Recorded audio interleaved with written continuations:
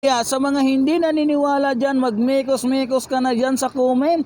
At nandito na nga tayo sa cashier para i-process natin kaagad ang pera ng mga taong nagtitiwala sa atin para yung package ipapadala natin sa LBC.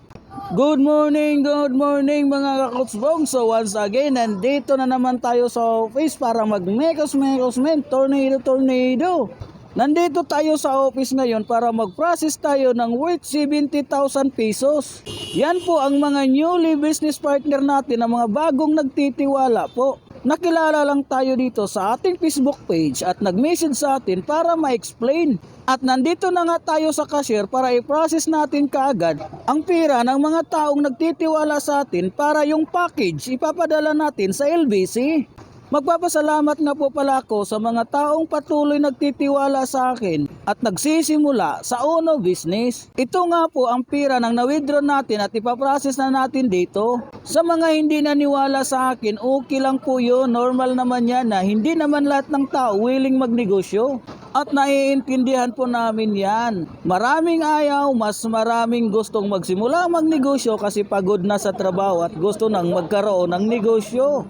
Ito nga po ang open area dito sa may cashier banda. Napakalawak talaga ng office. At may nakita nga tayo, tinanong natin kung ano ang background ng taong nagtiwala sa kanya. Pero ang sagot niya, sa kanya daw yung pira yan kasi kakasali niya lang ni ma'am. Siya na po mismo ang nag-process dito sa office. Kasama yung taong nag-guide sa kanya kaya nagpa-process na po sila. At ito nga po yung isa sa business partner natin, nag-claim na siya ng package. May dalawang transaction nga po siya. Yan po ang package ng mga taong nagtitiwala sa kanya. Kaya sa mga hindi naniniwala dyan, magmekos-mekos ka na dyan sa comment. Maraming nagtatanong sa akin, ang init daw ng office, walang aircon. Ito yung aircon, oh, napakalaki niyan, 3 po yan. Sa area ng cashier, dito lang po yan. Kaya sa nagsasabi na mainit yung office, pumunta ka rito. Baka nainitan ka sa trabaho mo, pwede ka dito magpalamig. O, diba? Naku talaga pag ang tao talaga walang maisip na gustong sabihin, ang daming sinasabi. May nagsabi pala sa akin, kapag ang isang tao daw negative sa networking at ayaw sa networking, ganito daw yung hitsura. Ayan yung hitsura. Kwento lang po yan sa akin, ganyan daw yung hitsura pag na-negative sa networking. O, tingnan mo, nakita mo ba yan?